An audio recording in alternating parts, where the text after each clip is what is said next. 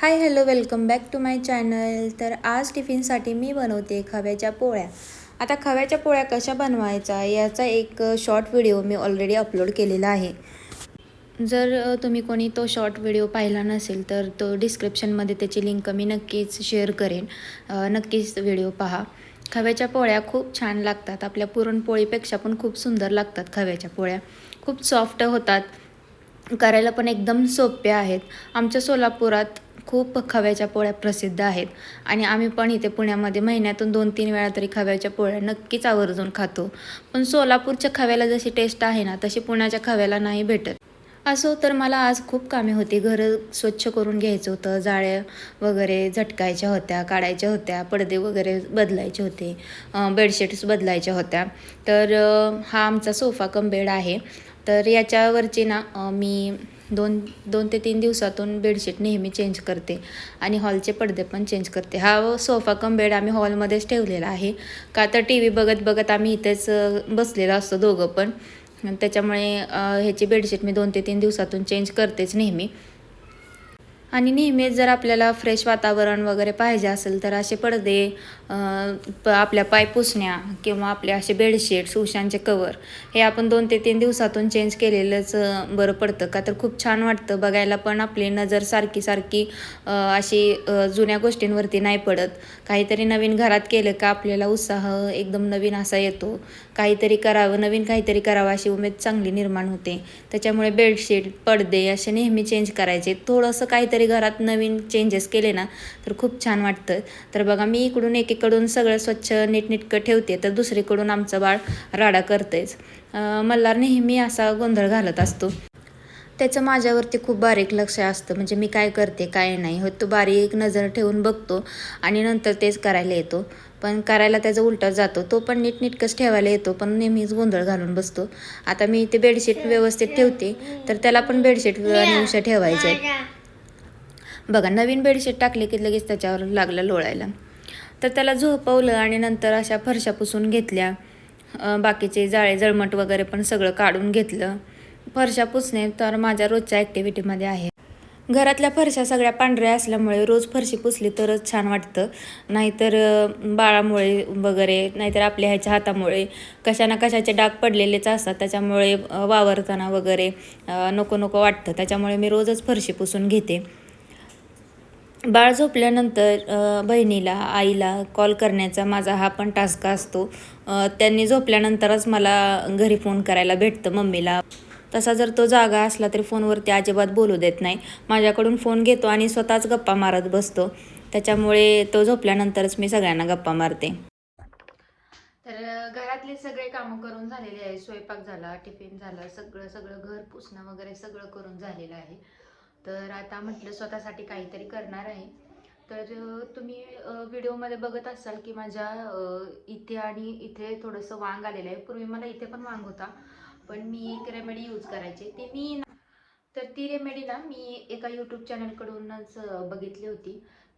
थोडंसं दही त्याच्यामध्ये मुलेठी पावडर म्हणजेच EST मधूची पावडर टाकायची आणि मग ते चेहऱ्यावरती लावायचं. तर मी म्हटलं की तुमच्याबरोबर पण हे शेअर करावे की माझ्यासारखं ना खूप जणांना होता आणि आता उन्हाळा चालू झालेला आहे. तर उन्हामुळे ना तर हे डाग जे आहेत ना ते खूप असे एकदम उठाळून दिसतात. जोपर्यंत थंडी पावसाळा आहे तोपर्यंत एकदम नॉर्मल दिसतं.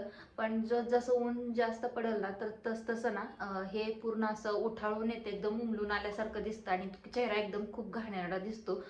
तर कुणाकुणाला माझ्यासारखे असे वांग आहेत ना नक्की मला कमेंट करून सांगा. एकदम लो फील होतं कॅमेरामध्ये ज्यावेळेस हे दिसतं ना त्यावेळेस खूप खराब खराब फिलिंग येते.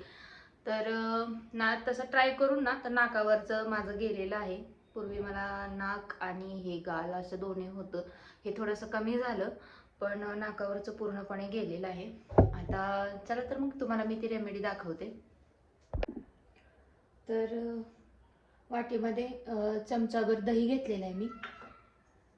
त्याच्यामध्ये ही जी ज्येष्ठ मध म्हणून जी पावडर मिळते ना ती टाकते. आता तुम्हाला फ्रंट कॅमेऱ्याने हिचं नाव वेगळं दिसत असेल पण मी तुम्हाला सांगते ही ज्येष्ठ मधची पावडर आहे. मार्केटमध्ये कोणत्याही मेडिकलमध्ये तुम्हाला इझिली अवेलेबल होऊन जाईल. कोणत्याही कंपनीची ज्येष्ठ मध घ्या, चांगलंच आहे.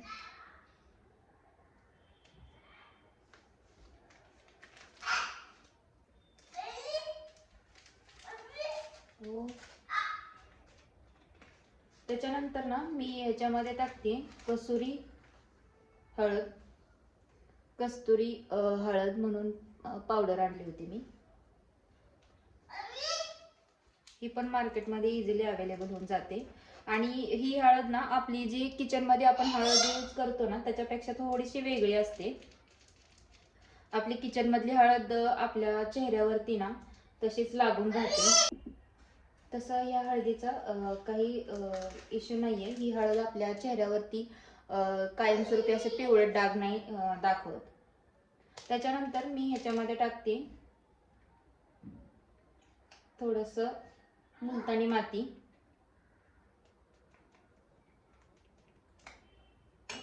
मुलतानी मातीने थोडासा ग्लो यायला पण चेहऱ्याला मदत होते. आता हे मी सगळं मिक्स करून घेते, एकत्र करून घेते. तर अशी पेस्ट साधारण ही दिसते. ह्याच्यामध्ये तुम्ही अजून काही तुमच्याकडे पावडर वगैरे असतील जसे की संत्रा पावडर, बीटरूट पावडर, गुलाब पावडर, तर तुम्ही याच्यामध्ये मिक्स करू शकता. तर चला तर मग हे तोंडाला पहिल्यांदा लावून घेते.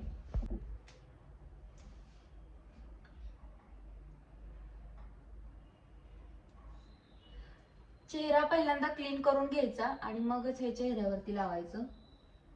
नाहीतर आपण स्वयंपाक केलेला असतो त्याचं थोडंसं तेलकट कण बाकीचं बाहेरून धूळ आलेली असते ती चेहऱ्यावरती बसते, मग त्याच्या बरोबर हे पण लागलं जातं. मग तसं व्हायला नको, पहिला चेहरा क्लीन करून घ्यायचा आणि मग हे चेहऱ्यावरती अप्लाय करायचं.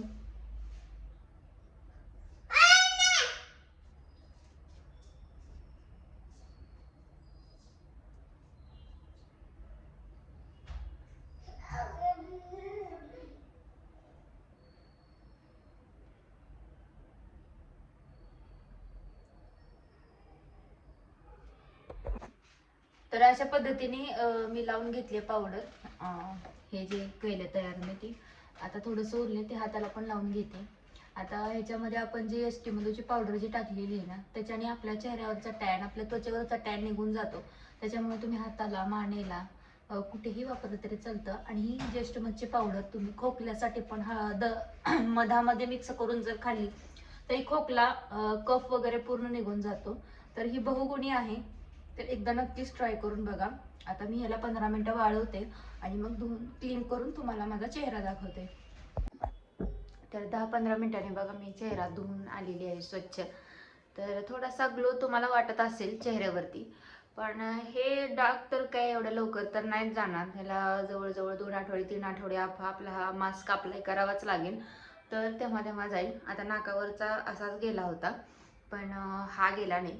का तर मी पहिल्यांदा इथे जास्त अप्लाय करून बघितलं होतं, इथे कमी. का तर चेहऱ्यावरती काय झालं तर म्हणून मी थोडंसंच अप्लाय केलं होतं इथे. पण आता ह्याचा रिझल्ट मला आलेला आहे.